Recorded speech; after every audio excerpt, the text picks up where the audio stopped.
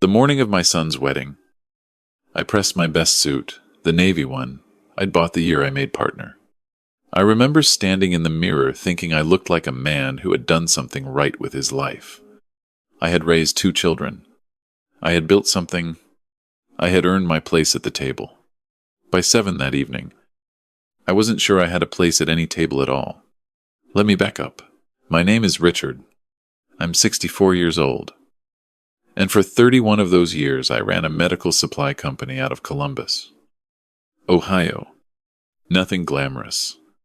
We distributed equipment to hospitals, nursing homes, rehabilitation centers, oxygen concentrators, hospitals, mobility aids, the kind of business nobody talks about at dinner parties, but the kind that keeps running when everything else shuts down. We stayed open through 3 recessions. We stayed open through a pandemic. When other distributors were folding, we were the ones hospitals called at 2 in the morning. I built that company with my own hands, my own savings. And, for the last 12 years, with my son Daniel. Daniel came into the business at 26. He had an MBA from Ohio State and ideas about scaling and digital systems that, honestly, I didn't fully understand at first. But I trusted him. I gave him more than trust. I gave him 30% equity when he turned 30. Another 15 when he helped us land a contract with a regional hospital network that tripled our revenue. By the time he was 38, Daniel owned 45% of a company worth just under $9 million. I did that because I loved him, because I believed in him, because I thought we were building something together.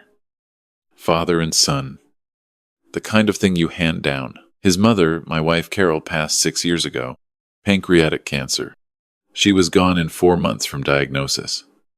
After that, Daniel was the center of my world.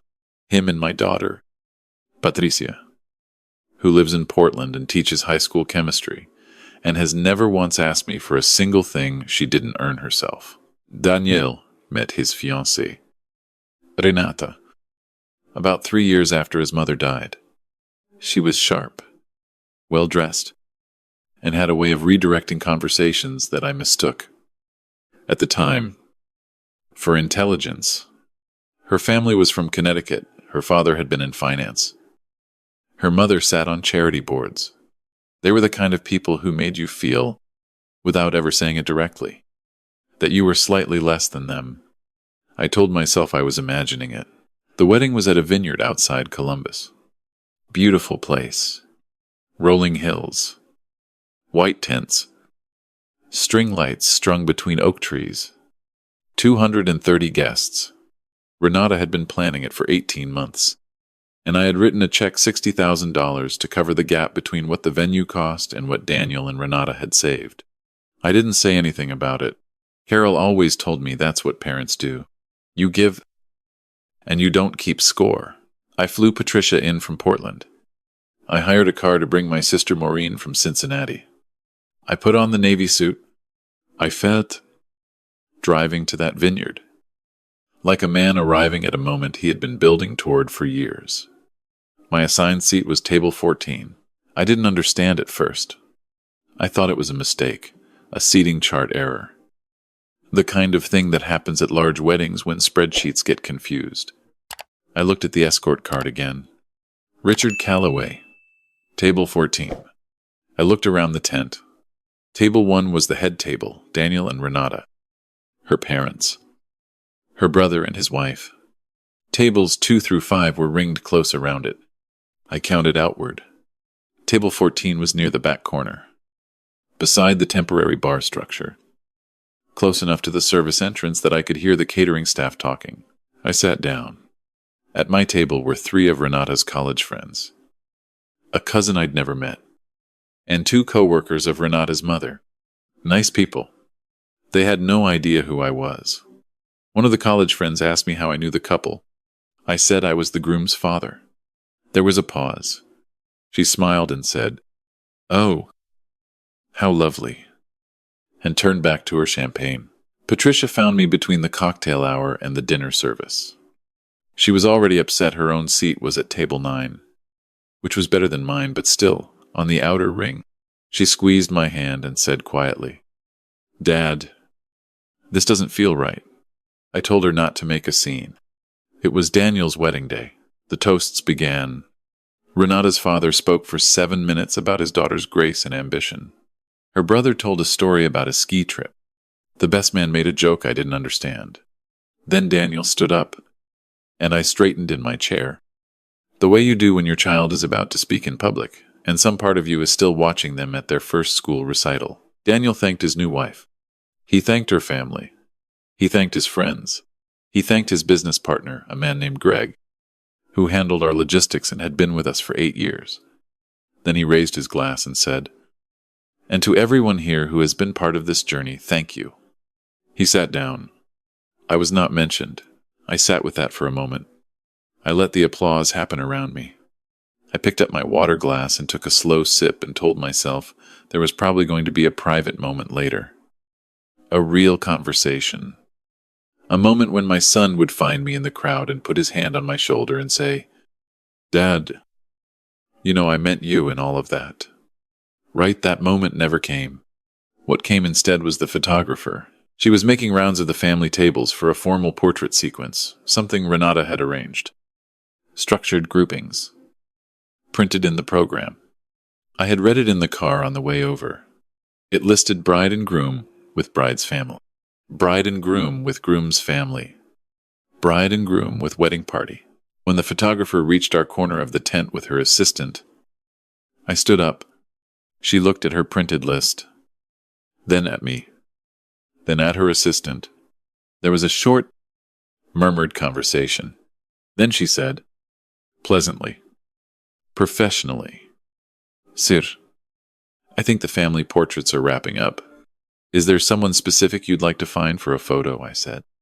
"I'm the groom's father." She looked at her list again. Her assistant looked at his clipboard. "I'm so sorry," she said. "I don't think we have you listed in this sequence. But if you'd like to find Daniel, I'm sure we can do something informal." I found Daniel near the bar 20 minutes later. He was laughing with Renata's brother, a glass of whiskey in his hand. "Yak it open." He looked relaxed and happy and completely at home in a way that, in that moment, made me feel like a stranger at a party I had funded. I touched his arm. He turned. "Dad," he said. "Hey, are you having a good time?"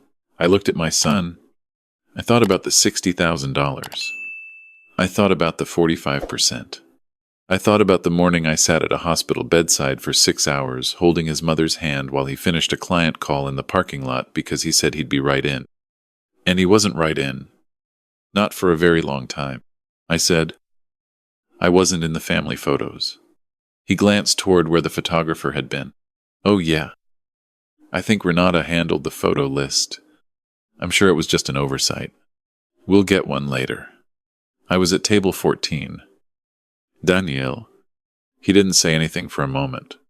Renata appeared at his elbow, effortlessly, the way she always seemed to appear when the conversation turned toward something inconvenient. "Richard," she said. With the warm smile she deployed like a tool. "Are you finding everything okay? The caterers have a gluten-free option if you need. I'm fine," I said. I shook Daniel's hand. I kissed Renata on the cheek. I went back to table 14, and I ate my dinner, and I listened to the music. And at 9:45, I told Patricia I was heading out. She walked me to my car. She held my arm the whole way across the gravel lot without saying a word, which is the most loving thing anyone did for me that entire evening. Driving home, I didn't cry. I'd expected to, maybe, but I didn't. I felt something quieter than sadness. I felt like a man who had been shown something clearly for the first time, after years of choosing not to see it. I slept well, which surprised me. In the morning I called my attorney. Her name is Donna, and she has handled my legal affairs for 19 years. I didn't tell her everything right away. I asked her to pull the shareholder agreement and the operating documents for the company. She did. We talked for an hour about what my options were. what the timeline might look like, and what the leverage points were. I want to be clear about something. I did not make decisions out of anger. Anger is fast and loud, and it makes you sloppy. What I felt, sitting in Donna's office 2 days after the wedding, was not anger. It was clarity. It was the specific, quiet feeling of a man who has finally decided to stop pretending. I spent 3 weeks documenting everything. I pulled every financial record I had contributed to. I reviewed the equity structure. I looked at the valuation work we'd had done the previous year in preparation for a potential acquisition conversation that had ultimately gone nowhere. $9.2 million. My 55%, just over $5 million. My legacy. My 31 years. I also called the potential acquirer. His name is Frank Okafor, and he ran a regional healthcare logistics group out of Pittsburgh. We'd had preliminary conversations the prior year, but Daniel had cooled on the idea and I'd let it drop. I called Frank directly and told him I was reconsidering. He was interested. He'd always been interested. I want to pause here, because I need to tell you about Patricia. She came to Columbus the weekend after I started this process. I made her the pot roast she's liked since she was 12. We sat at the kitchen table after dinner, the same table where I used to help her with calculus homework, and I told her what I was thinking. She listened without interrupting. When I finished, she was quiet for a moment. Then she said, "Dad, are you doing this because you want to, or because you're hurt?" I thought about that for a long time before I answered. I said, "Both, but mostly because I've been slowly handing my life to someone who doesn't see me. And I think it's time to stop." She reached across the table and covered my hand with hers. She said, "Then I'm with you. There is nothing in the world like a child who simply shows up." The process took 2 months.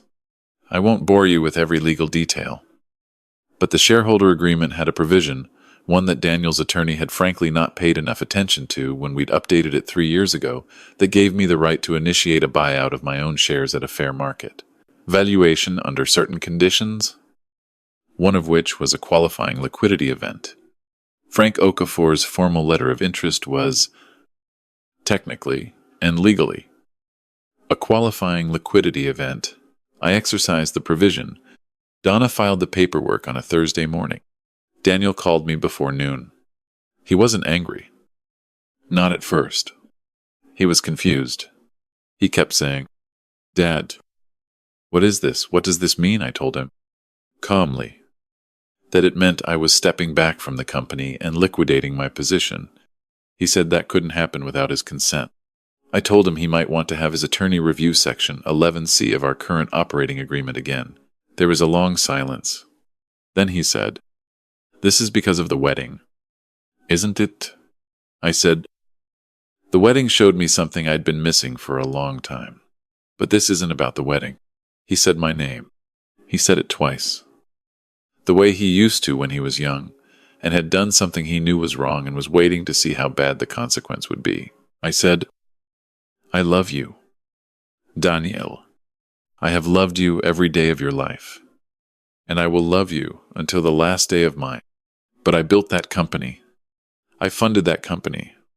I stayed when it was hard, and I sacrificed things you don't know about to keep it alive. And at your wedding, in front of 230 people, you thanked your logistics manager before you thanked me, or didn't thank me. I'm still not sure which one it was." I heard him breathing. I said, "I'll be fair. I'll honor the valuation. I'll give you a reasonable transition window, and I'll make sure the staff is protected in the transition agreement with Frank. I'm not trying to destroy anything. I'm just done being invisible." He said, "I didn't mean to make you invisible." I said, "I know. That's actually the part that hurt the most." The acquisition closed 11 weeks later. Frank retained the core staff, which I had made a condition of the deal. Daniel retained his 45% stake, and the operational role he'd built, he wasn't pushed out, just repositioned under new ownership. My 55% sold for $5.1 million after fees. I gave Patricia 20% of the proceeds.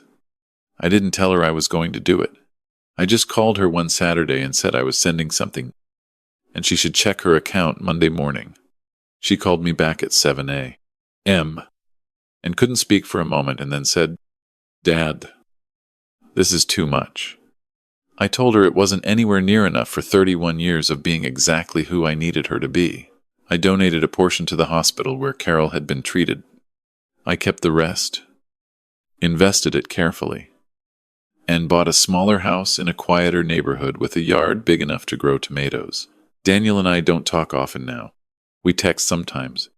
He sent me a message 3 months after the acquisition that said he'd been thinking about the wedding and that he was sorry for things he hadn't noticed. I read it 4 times.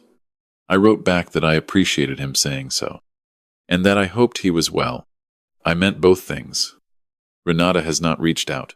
I had Thanksgiving in Portland with Patricia and her husband and their 2 kids. I sat at a table with 6 people who fought over the last of the mashed potatoes and laughed loudly and asked me questions and wanted my answers. My granddaughter sat next to me and fell asleep against my arm before dessert, and I didn't move for 45 minutes because I didn't want to wake her. Driving back to the airport, Patricia asked me if I was at peace with everything. I looked out the window at the Oregon hills, gray and green under the November sky, and I thought about the Navy suit and Table 14, and the photographer who hadn't written my name on her list. I said yes. And I meant it not the way you say it to close a conversation, but the way you say it when you've finally finished carrying something heavy and your hands are free and you realize, with a kind of quiet surprise, that you feel lighter than you have in years. I spent a long time believing that love was enough to make people see you, that if you gave enough, stayed long enough, sacrificed enough, you would eventually become undeniable. What I know now, at 64, standing in a garden in Columbus watching the first tomatoes come in, is that some people will only see you when you give them no other choice. I don't regret waiting as long as I did. I regret not trusting myself sooner, but I'm here now. I'm seen, and for the first time in a long time, when I look in the mirror, I recognize the man looking back.